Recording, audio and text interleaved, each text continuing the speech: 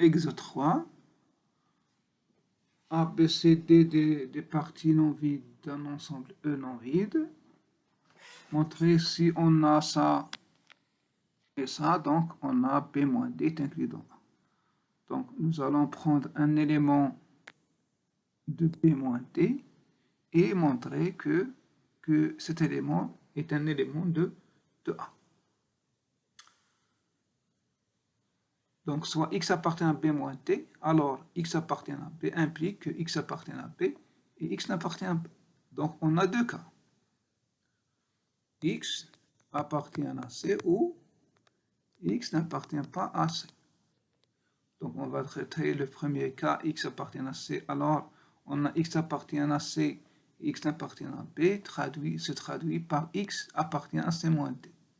Et comme C moins D est inclus dans A, donc X est un élément de A. De même, deuxième cas, X n'appartient pas à C, alors comme X appartient à B et X n'appartient pas à C, donc on a X appartient à B moins C, qui est inclus dans A. Donc, X est un élément de A. Par suite, quel que soit X appartenant à B moins D, on a X est un élément de A, ce qui montre que B moins D est inclus dans A. Conclusion, donc, si on a B moins C est inclus dans A et C moins D est inclus dans A, alors B moins D est inclus dans A. 3.2, montrons que A inter B est égal à inter C, si seulement si A inter B bar, ici bar, est égal à 1 inter C bar. Donc on a ici A inter C bar égale A inter B bar. D'accord. Supposons que on a l'égalité de A inter B avec A inter C. Donc prenons un élément de X appartient à inter B bar. Alors X appartient à A, se traduit par X appartient à A, et X n'appartient pas à B. Supposons par absurde que X appartient à C. Donc, X appartient à A et X appartient à C. Donc, X appartient à l'intersection. Et comme on a par hypothèse que A inter C est égal à inter B, donc X appartient à B. Ce qui est absurde. Parce que on a X n'appartient pas à A et X appartient à B, donc appartient à B. Donc, c'est absurde. D'où X n'appartient pas à C, c'est-à-dire que X appartient à C bar. Donc, X appartient à inter C bar. Par suite, on a A inter B bar est inclus dans A inter C bar. Donc, par symétrie, c'est-à-dire que B et C jouent le même rôle. Donc, on a inter C bar est inclus dans A inter B bar. Par suite, on a l'égalité. Donc, on a montré le sens direct. Si on a l'égalité de A inter B avec A inter C, alors on a l'égalité de A inter B bar avec A inter C bar. Réciproquement, supposons que A inter B bar est égal à A inter C bar, alors d'après l'application établie, on a donc, puisque A inter B bar égale A inter C bar, on passe à A inter B 2 fois bar est égal à A inter C 2 fois bar. C'est-à-dire que A inter B égale A inter C. Et voilà.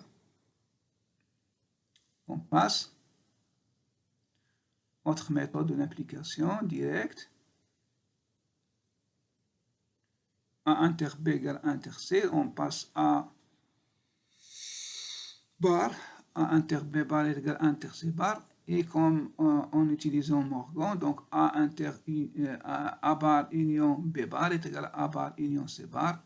Et on passe à l'intersection. Donc on va composer par l'intersection de A. Ici. Puisqu'on a ça est égal à ça.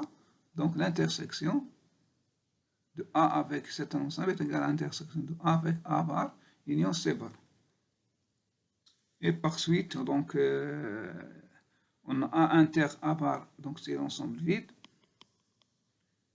union A inter B bar est égal aussi A inter A bar, c'est l'ensemble vide, union A inter C bar, d'où l'égalité. 3,2. A montrant que A union B inter C est inclus dans A union B inter C. Par distributivité de l'intersection par rapport à l'union, on a A union B est égal à A inter C est égal à A inter C union B inter C. Or, on sait que A inter C est inclus dans A. Donc, A inter C union B inter C est inclus dans A union B inter C. Même ensemble. Parce qu'on a A inter C est inclus dans A. D'où on a A union B inter C est inclus dans A union B inter C. Autre méthode en utilisant l'appartenance, donc même démonstration.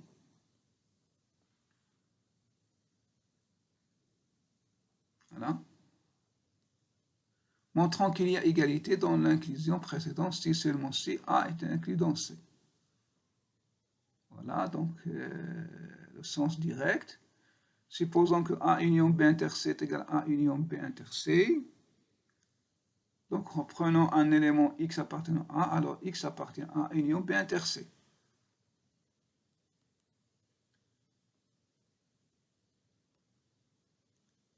Or, on a A union B inter C, c'est A union B inter C.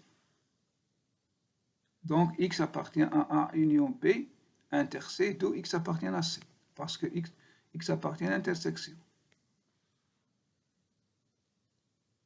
Donc, ici, on peut tirer que A est inclus dans C.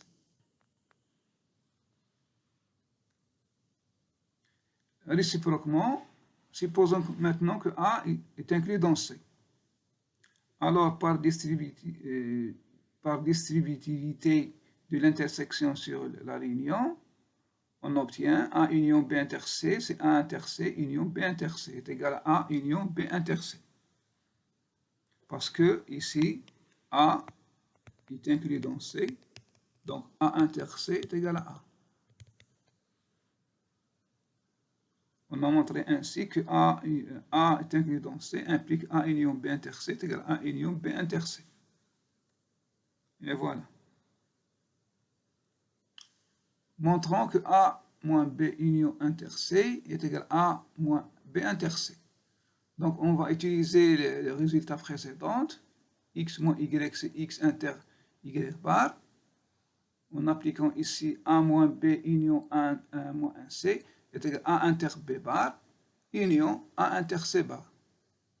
Donc, distributivité de l'intersection par rapport à la réunion, on obtient A inter B union C bar. En utilisant la loi de Morgan, donc c'est A inter B inter C, tout bar. Donc est égal à A moins B inter C. Quatrièmement, soit E et F deux ensembles non vides et AB deux parties non vides de E et C deux parties non vides de F, montrant que A croix C inter B croix D est égal à inter B croix C inter D. Et deuxièmement, montrant que A croix C union B croix C est égal à A union B croix C. Donc, on va prendre un élément de l'intersection, se traduit par XY est un élément de A croix C et XY appartient à B croix D. Donc, en utilisant la définition de produit cartésien, c'est-à-dire que X appartient à A, Y appartient à C, et X appartient à B, Y appartient à D. C'est-à-dire que X appartient à A et X appartient à B. Ça. De même, Y appartient à D et Y appartient à... Donc, il appartient à l'intersection. C'est-à-dire que X, Y appartient à inter B croix C inter D. Deuxièmement, question 2, nous allons prendre un élément de A croix C union B croix C. C'est-à-dire que XY est un élément de A croix C ou XY est un élément de B croix C. Nous utilisons la définition de produit cartésien, donc c'est-à-dire que X appartient à A, Y appartient à C, ou bien X appartient à B, Y appartient à C. Donc, on a Y appartient à C, Y, c'est-à-dire que X appartient à A, où X appartient à P et Y appartient à... Donc, on a X appartient à union B croix C. Voilà. C'est-à-dire que X, Y appartient à union B croix C. Attend nécessairement l'égalité. Donc, il suffit de demander. La réponse est non. Donc, on va donner un contre-exemple. Donc, on donne A 5 B la paire de 3, C 5 1 et D 5 D. 5 2. Donc, on a A union B est égal à 1, 2, 3. C union D, c'est 1, 2. Le produit de A croix C, c'est le couple 1, 1. Et B croix D, c'est 2, 2, 3, 2. De même, donc A union B croix C union D nous donne c'est 1, 2, 3, 4, 5, 6 couples. Mais A croix C union B croix D donne 3 couples. Donc, on a cet ensemble est différent de cet ensemble-là.